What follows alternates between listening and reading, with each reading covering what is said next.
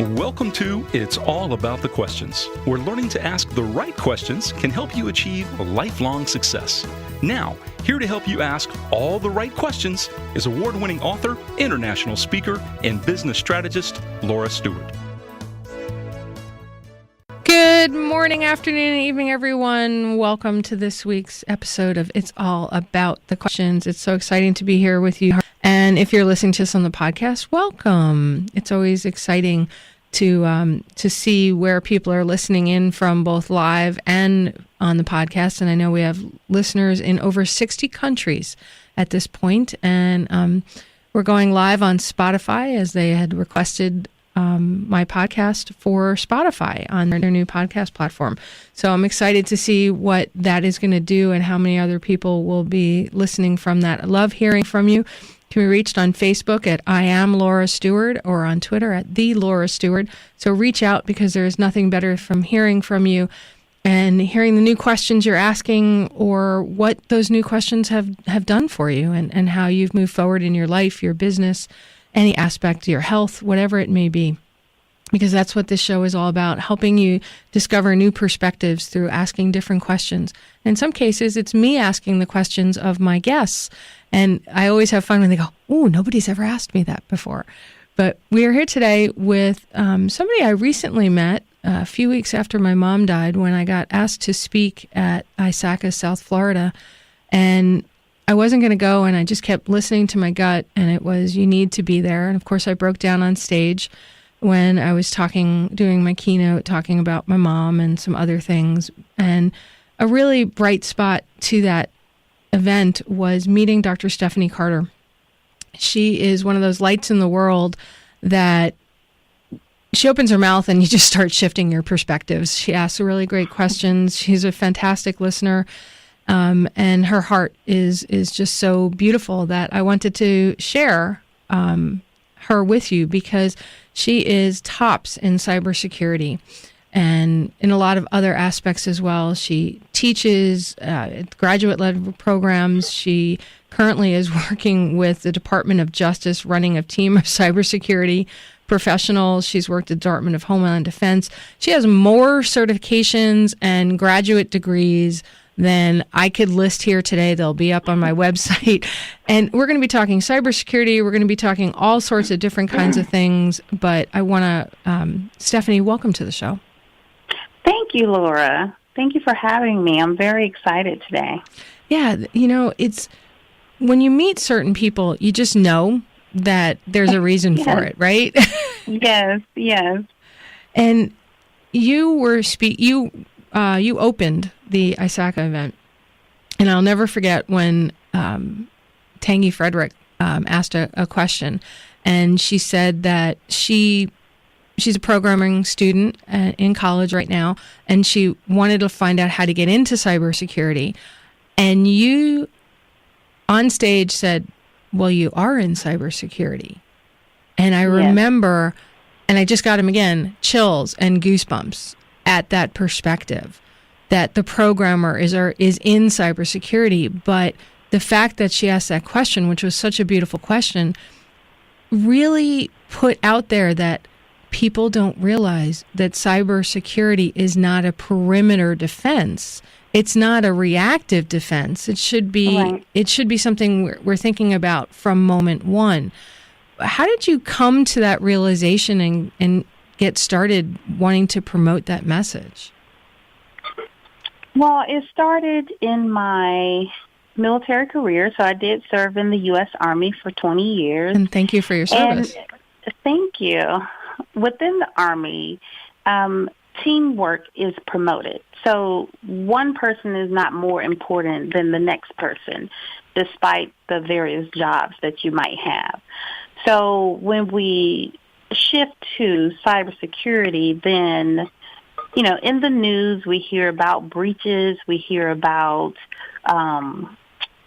compromises, we hear about networks going down, we hear about just all bad stuff.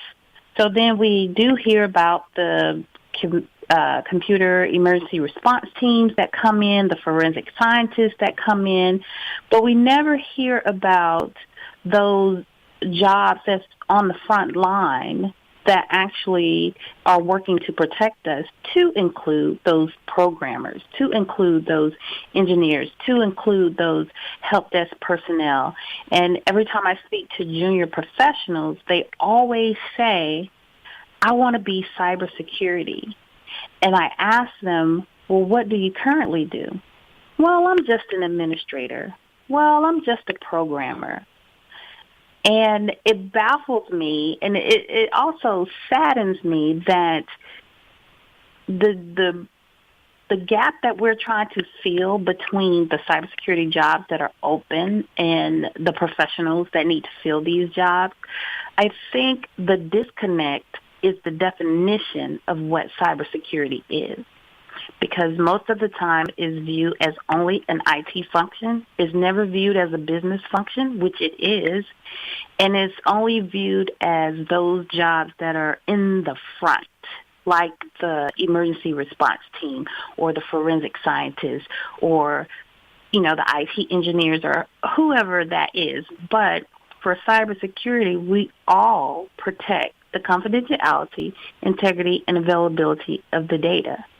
And we do it at different various levels and different various ways. So if the programmer did not code the program the correct way, it would create vulnerabilities. But a programmer knows to do certain code, knows to do certain checks, knows to do input validation, and all of these metrics that we have to protect. So then they're performing cybersecurity every time they do their job. Back in the day when I learned programming, because I have a degree in computer science from the early 80s,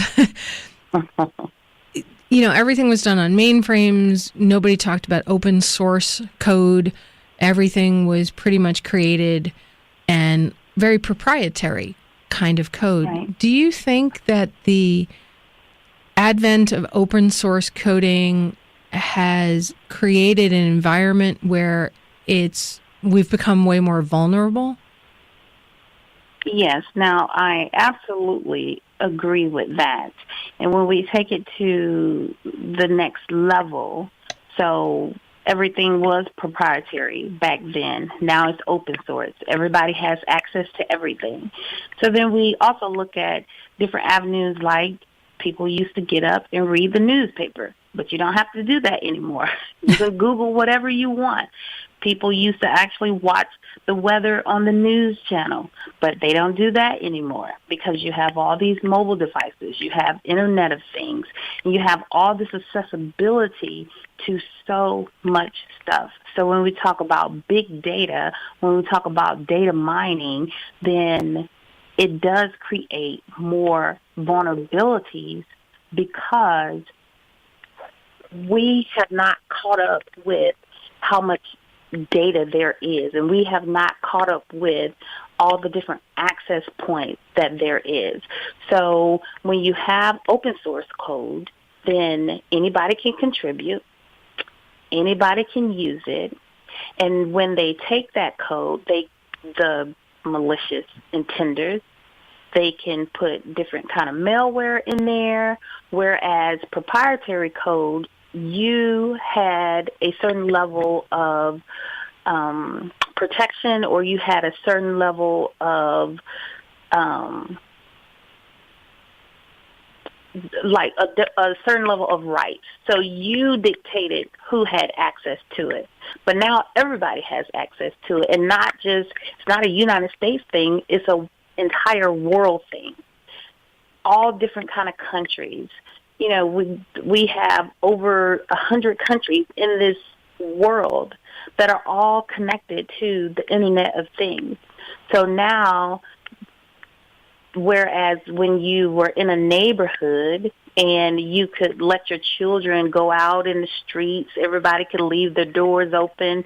In the cyber world, it was once that way, believe it or not, that you didn't have to worry about malicious intenders, but now they are the majority and not the minority anymore. So having stuff open source, having it, at the tip of your fingers, then yes, that creates tremendous vulnerabilities that we cyber professionals have not caught up with. It's sort of like making it so much easier to write code because you can patch Right. together other people's code. We've created this monster. Yes.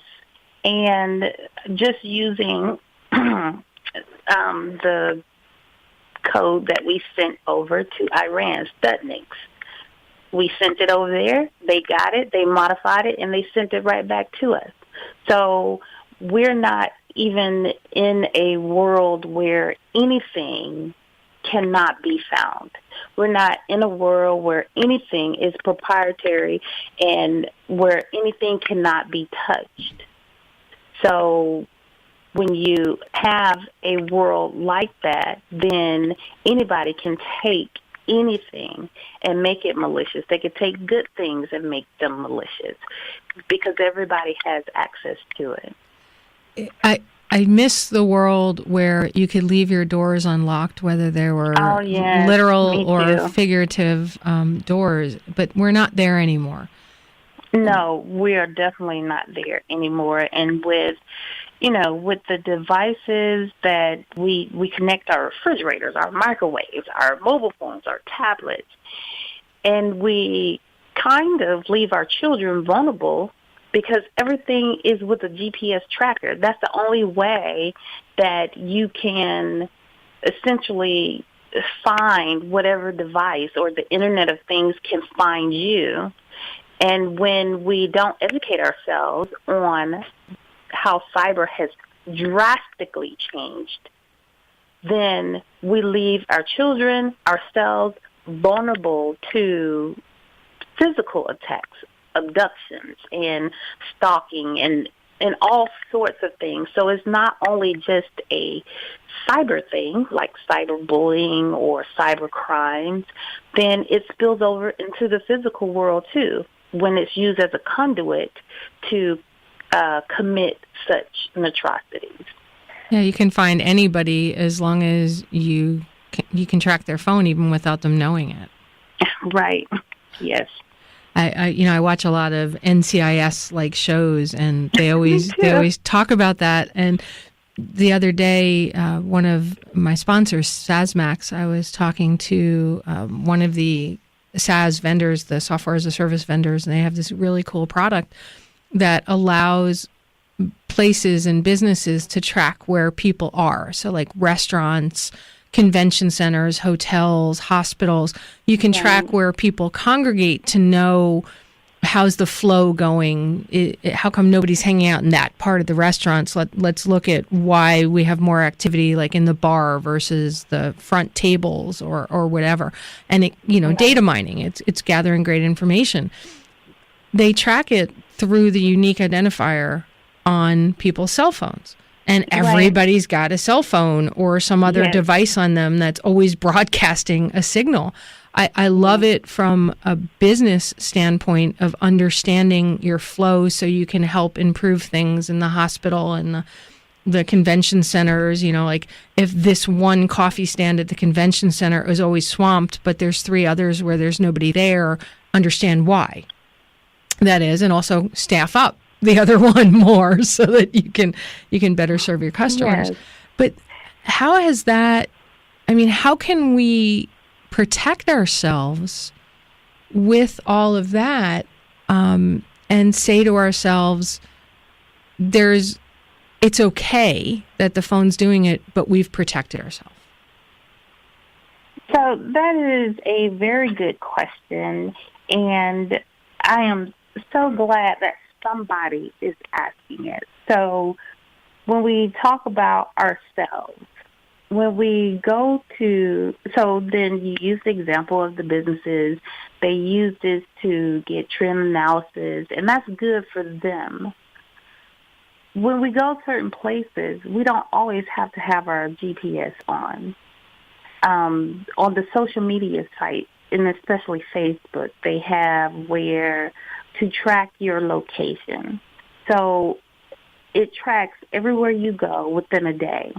And everybody that is your friend and friends of friends, depending on your settings, can see everywhere you go.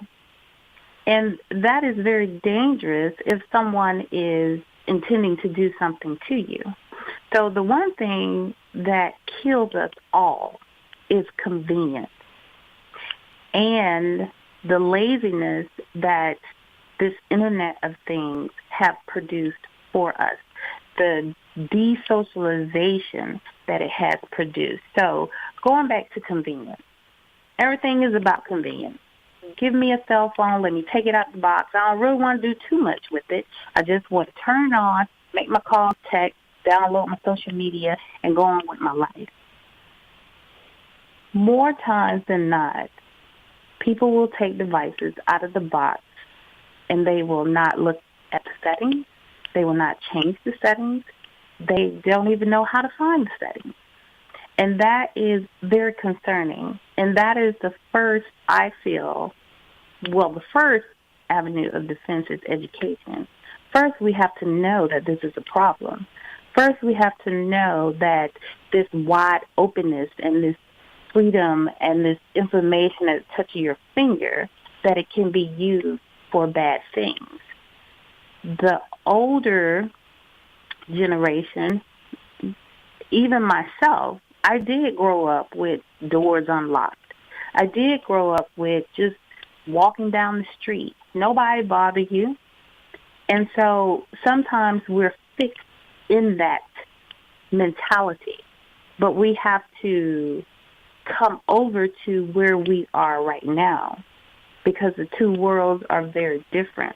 So the first thing is education. The second thing is that we need to use the inherent tools of these devices or these components or whatever that we have to know what type of privacy settings we can put in there, what kind of configuration settings we can put in there. And for instance, the router that I have at my house, now for most routers, if you type the IP address 127.1.1.0, you could get to your router, username and password.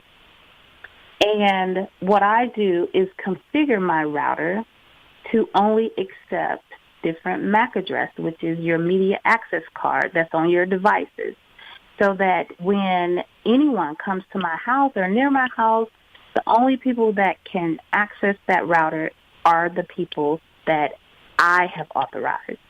And that's important because your router, when you go to 127.1.1.0, then it prompts you for a username and password. Now, if you don't know that, and when someone pulls up next to your house, they can access your router by going to that IP address, pull it up, create a username for themselves and a password, and then they can do whatever they want to with your router. They have access to the Internet. They can infect your home network, and you won't know the difference because the only thing that you want to do is connect to the Internet. And with that, we're going to go to our first commercial break. We'll be right back with more from Dr. Stephanie Carter. Stephanie, you were talking about locking down your router to prevent people from connecting into it, from driving by your neighborhood and stuff. For the average person, that's not something simple and easy for them to do. Right. Changing the password, is the biggest thing. I can't tell you how many times, and I know you know this from experience, when I'd go into a client when I had my tech company, and they'd have some router in there, and they hand me what they think is the password, and it doesn't work, and I go, all right, well, I'm just going to try the default password. And on Cisco routers, it was admin. Admin username, admin password, and I'd be right in, and I'm like, who handled your network before we walked in the door? These are people dealing with financial transactions and all this other stuff, and they've got the default passwords. So if somebody is a little afraid to do the MAC address locking and stuff like that, we have a lot of technical listeners on the show, but we also have some non-technical entrepreneurs and things like that. Is that enough? Is there more that they need to be thinking about doing? Yes. So one of the key things that we can do is pretty hard for mobile phones, but we do have different apps. And this is speaking from the parent to the child. Stephanie, all of a sudden you're sounding kind of hollow and echoey. Did you move somewhere or change something? Let me adjust this room right quick. Okay. Everybody, this is live radio. If you're listening on the podcast, it's not live, but we do this on live radio, so you never know what will happen with telco. Are you there? Okay, Stephanie is moving things around. I'm sorry. Is That's that okay. better? Okay, go ahead. Yes. So when we talk about parent to the child, then we do have safe apps where you can lock down different features of your phone to keep them from downloading stuff. When we talk about our home network, when we create passwords because we want to remember them. We don't want a lot of passwords. So it's usually our child's name, our dog's name, our street name. Birthday, anniversary. I mean, just everything. The year we were born. And so we can start with, if you're non-technical, then create a password or use a passphrase. The sky is blue. Change some of the letters that look like numbers to numbers or special characters or things like that.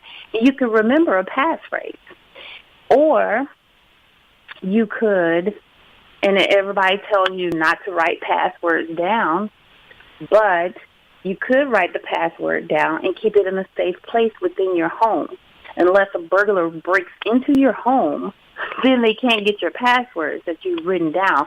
You don't write them down on your phone, on the notepad on your phone. You don't write them down on the computer, on a Word document, but on a piece of paper, and keep that in a safe, secure place within your home. The next thing that you can do besides the passwords is, and this is one thing that I do with my child. Oh, and we're going to hold that for after the national news. I'm going to tease everybody about the one thing you need to make sure you're doing, and that Stephanie does with her child. We'll be right back with more from Dr. Stephanie Carter, cybersecurity specialist. Welcome back, everyone. We are here with Dr. Stephanie Carter, cybersecurity specialist, and we are talking all things cyber from somebody that has worked with the Department of Homeland Defense, the Defense Intelligence Agency, the U.S. CERT team, the DEA, the Department of Justice. I mean, the list goes on and on and on. She's got more certifications and doctorates and graduate degrees than I just don't even know how, Stephanie, you had enough time to get all of these and still achieve everything that you have achieved in your lifetime. Before the national news break, we were talking about some things that people can do that are technical and for people that are not technical. And you said there is one thing that they should do. Yes. So for my child, I have one child at home and I have a 22-year-old out on his own. But when he was at home, then anytime that I purchase devices for them, laptop, tablet, whatever it was, if there was an option, which on the tablets and the laptops, if there was an option for an admin account, that account was mine, even though it was their primary device. So when you take the laptop out of the box, the first account that is created is an admin account. Now, most people, whether this is to a child or not, most adult people, when they take the laptop out of the box, they just start using it and just keep using it. And this is one of the avenues that the threat actors will use to infect your system with malware or to steal your information from your computer, because if they hack into your computer, which we can talk about later, but there is no way, or there is no sense in thinking I will never get hacked, because there are two people in the world that I say: the ones that are hacked and they know it, and the ones that are not, that are hacked and they don't know it. That is so true. So for my child, that first account is my account, and I put the most complex password on there that I can't even remember, but I do write it down and put it in a safe place in my home so that if his device is hacked, the hacker can do nothing because it's just a user account for him that he uses. I don't have to worry about him downloading open source software or free software that have Trojan horses and everything else tied to it, because he can't execute any file on there unless I download it from the admin account. And when I have my own laptop, I do the same thing. I create an admin account with a super duper complex password, and the only thing that I use is my user account, so that if I'm hacked, then the hacker can do nothing. But if somebody hacks your device, unless they have the permissions on that device to execute, which means to run a program or open or something or even download something onto that device, they can't do it if you're in user mode. And so that is the number one thing that I do with the devices for my children, even for myself. But you can also go to the internet and most people don't do this either, not to the internet, I mean the Internet Explorer, whether you have the Windows or you have Chrome or Firefox or whatever you choose to use, to every time you close out, to delete the cookies. And cookies is just a tab that's created every time you go to a web page. And so what the malicious intender can do is to take those cookies to see where you have gone. If the session is not closed, they can still steal your information, your bank information, your email information. So then when you see emails coming into your email account coming from you to you, which I know we all get, then this is what they're doing. You have these cookies stored on your computer, and when you're hacked, that is the first place a hacker will go, to your temporary internet files, which are your cookies, to see where you have been. And this is how they send you emails that are specific to you. So when the hacker goes to my cookie file and they see, oh, well, she banks with Bank of America, let me send her a fake email from Bank of America with the link. And if I didn't know any better, I would click on it because it's coming from Bank of America, somebody I already trust. So if we set our internet, which setting our internet settings is not super technical, you just go to settings in the Internet Explorer that you're using, and then you just configure the things that you want to happen. So I always have delete cookies upon exiting, but going back to the one thing that I said are killers for us is convenience.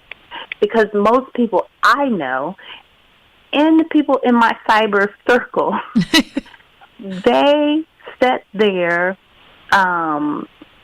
Internet Explorer to remember their passwords because they just want to click on it and go to it. And what they don't, the cyber professionals, I hope they realize this, but what the non-technical audience don't realize is when you do that, then your username and password is being stored locally on your system in your cookies. So when a hacker hacks in, they have your username and password right there. So these are just some of the things that we could think about to protect ourselves. And it doesn't take you to be super technical to do that. It just takes a little bit more time, like 15 seconds, to type in your username and password every time you go to the internet instead of putting it to remember my password. I went to order something from Panera yesterday while I was on the road, and I remembered that I had a reward for $5 off a mobile order. And I don't have the Panera app on my phone. I try to use minimal apps on my phone. And so I went to my browser and went to log in so that I could get my $5 off, and I couldn't understand why it wasn't working. It just kept asking me every step of the way, for my username and my password to log in. And then I realized I've been purposefully using DuckDuckGo as my mobile browser because it creates a wall, and it doesn't store any cookies. It doesn't do your tracking. All that stuff inherently in the browser isn't there. But when you're trying to do something that requires a cookie to be kept so that it could follow you along, I'm like, their software is broken. What's wrong with this? And then I realized, oh God, yeah, okay. So I had to go to Chrome, my Chrome app, and I went in and I changed it because my search engine on my Safari on the iPhone is DuckDuckGo.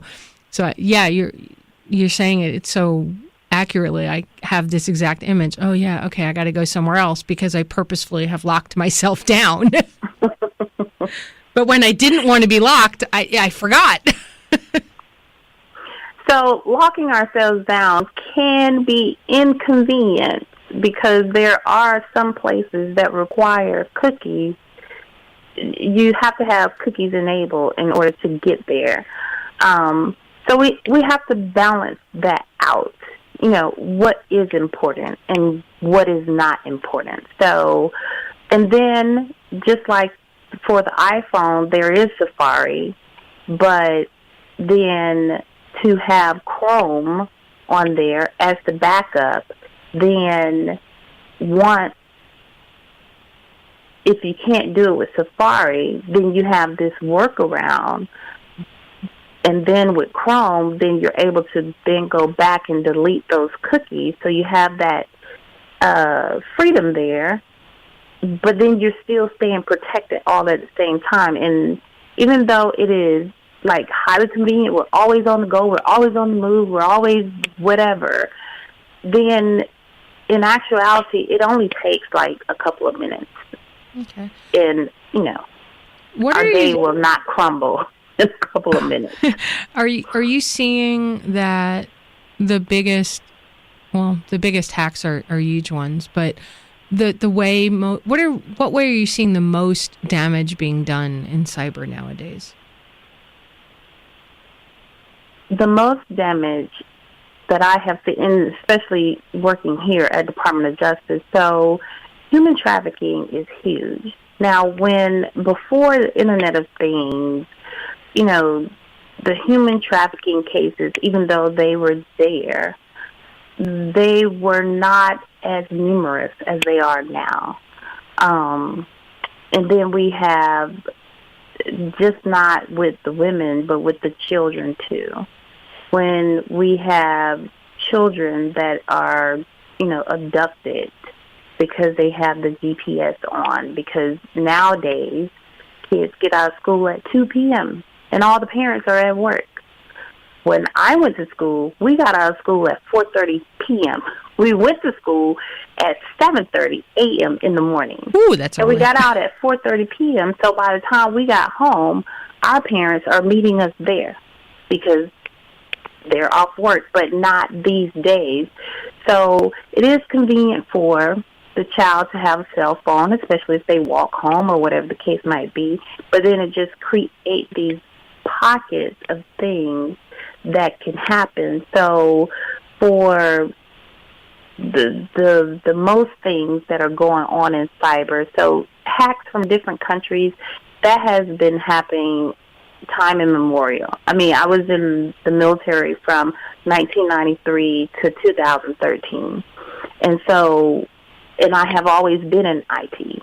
So we have been hacked from, and it's politically driven, sometimes military driven, but we have always been hacked from different countries and things like that. So, and we're going to have to go to, I love this conversation. We got to go to our last news break. We'll be right back.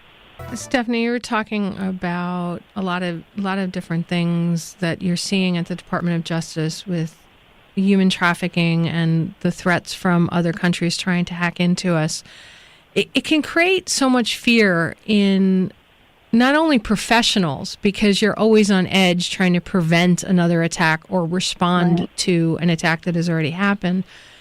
How can we begin to turn that paranoid fear into a healthy fear, so to speak, that can move us forward while living our lives to some way, because these criminals are asking themselves way different questions than we're asking ourselves.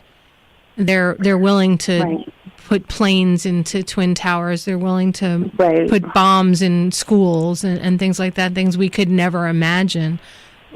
Is there a way for us to move to another way of thinking with this? I think there is a way that we can move forward, and don't get me wrong, the United States is open to whoever wants to come here. I do not look at people with respect of persons, but people that are committing crimes and terrorism and things, then I'm looking at the acts. And everybody can't be grouped into one group by the act of a person that looks like them. So the news reports these things, and they rarely report the good things. So then we don't have that balance. So then how do we get that balance? I have October is Cybersecurity Awareness Month, so I was busy traveling all over to speak at different conferences, and some of the conferences that I spoke at was free. So I remember a time if I was in my neighborhood growing up and there was a child molester, the community would come together to make something happen because of that. But we don't do that in cyber. We have free cybersecurity summits. We have free cybersecurity conferences. We have free cyber events. And when I go to these events, I'm just saddened of the community activity at these events. So if we are afraid, if we're fearful, if we don't know what to do, all these resources are open to us, and we don't take advantage of that. So then when you do attend these conferences and these summits, then it gives you the positive side, but it also gives you tools and techniques to empower yourself so that you don't fall victim, your children don't fall victim to any of these types of crimes. So when we talk about acts of terrorism, then, that's on a higher level than just our community. That's at a government level. And that is the reason that we need to fill this gap of the number of cyber jobs that's out there and the cyber professionals that need to fill them. But those cyber professionals need to realize that they are cybersecurity. And I believe when they change that mindset, then they can and will fill that gap of these jobs that, the world says there's over 200,000 cyber jobs that are not filled. It sounds like if everybody who's listening to my show told another person who they know that may not be listening to the show to listen to this episode, and they all said, I can prevent a problem by even just having different passwords that are more secure for different sites, or running the updates on my computer, that my little part is helping. Would that be something that every one of my listeners can just start doing today, is go change their passwords and their router password from a default? Will that begin to make a difference or not? Yes, that will begin to make a difference, because then there will be a ripple effect. So when Stephanie changed her password and she sees how easy it is, then she tells Laura, then Laura does it, and Laura has 20 contacts, Stephanie has 50 contacts. Now we have 72 people, and those 72 people all have 5 people. Then I'm not good with math, so I'm not going to say that number, but it grows and grows and grows, and now we're cyber aware. And I think what we're lacking is the awareness of the things that we can do. We look at a laptop and it's easy to use. I just turn it on. But when you talk about protecting, oh, well, I'm not technical. Oh, that stuff scares me. And so we do have books. I love to read. So we have books to educate the older generation that didn't grow up with computers on what they can do to keep themselves safe, to keep their children safe. And we have to become more cyber aware because the Internet of Things are growing. So by 2020, there will be over 2 trillion devices connected to the Internet. No, 20 trillion devices connected to the Internet. And so we have to know that the alert bracelets or necklaces that we have for our elderly parents, those are connected to the Internet. We have to know that our heart monitors, those are connected to the Internet. So we're not just trying to protect, our children or ourselves. We're trying to protect our elderly parents. We're trying to protect those that can't protect themselves. So we have to become more cyber aware. And all it takes is just one thing, like changing your password and tell everybody about it. Going to a free event and telling everybody about it. And there are free events for children. And the FBI, as well as Homeland Defense, they have different tools for children at the kindergarten level, first grade level, the different programs that they can go on and become more cyber aware, and it teaches them at their level. So we have to really just research, read, become aware, and then get involved. Is there a website or something that my listeners can go to start trying to find some of these resources? So you can start with the FBI. So if you Google FBI Children Cyber Tools, then it will bring up the web page that will take you to the FBI site. If you just Google child safety, cyber tools, or keywords like that, then different sites will come up. And so the FBI has it, Homeland Defense has it. If you have some agency you never heard about, I wouldn't click on it because even the hacker knows that. They know that you're trying to research to become more educated. So then they put stuff out there to get you in that fear bubble, so then you don't go to other places. All right, but I highly recommend the FBI. All right, so that's a good caution before we get close to the end of the show. Everybody, just because Google or your search engine pops up a link doesn't mean it's safe. So you do want to look at where it links to just to be safe. Stephanie, several people have emailed me and texted that they would like to know how to reach out to you to find out about other resources that might be available. Would you be willing to share how people can reach you? Yes. So I actually have 2 email addresses. Let's just give one. So Cyber Career Mentor, which is all one word, at gmail.com is a good email address that someone could email me questions if they had it. Perfectly. Cyber Career Mentor at gmail.com. And by the way, if you are in the cybersecurity field or are looking to go into it, Dr. Stephanie Carter really loves to mentor young professionals or existing professionals to help them further their careers and really move forward. She's just amazing at it. Stephanie, I want to thank you so much for being on the show with me today. Thank you, Laura. When we listen to all the stuff that's going on with cybersecurity, most of us don't think that if we just did one thing, it would improve things. Right. And since your show is all about asking questions for the professionals out there, then ask yourself, why am I doing what I do? If you have no purpose then you can't have drive. And if you don't know why you do what you do, then you're not able to find the importance in what you do. I love that. So know why you do. So ask yourself, why am I doing what I do? I love that. Why is my favorite question, as my listeners know.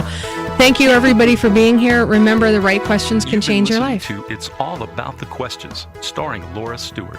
Connect with Laura at it'sallaboutthequestions.com and download a free workbook that will help you ask better questions starting today.